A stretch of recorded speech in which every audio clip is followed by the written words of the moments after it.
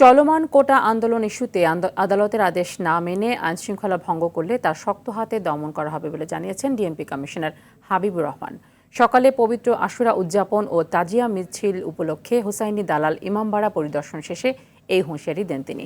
বলেন, 17 জুলাই তাজিয়া মিছিল সহ যত ধরনের আয়োজন আছে সব নির্বিঘ্ন করতে প্রস্তুত প্রশাসন। কমিশনার বলেন, মিছিল ঘিরে উচ্চ ভবনগুলো থেকে নিরাপত্তা জোরদার করা হবে। সাইবার চেকিং সহ সকল নিরাপত্তা ইতিমধ্যে নেওয়া হয়েছে।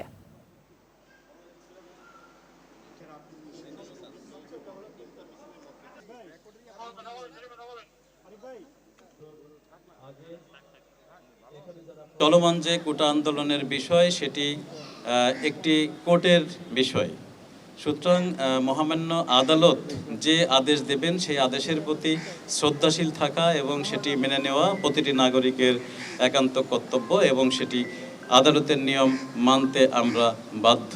সুতরাং পুলিশ আমাদের যে সমস্ত কার্যক্রম পরিচালনা করবে সেগুলো সেটির প্রতি শ্রদ্ধা রেখেই হবে। যদি কেউ আমাদের আইনশৃঙ্খলা ভঙ্গজনিত কোনো ধরনের অপতৎপরতা চালাতে চান, সেটি যেই হোক সেটি শক্ত হাতে মোকাবেলা করা হবে।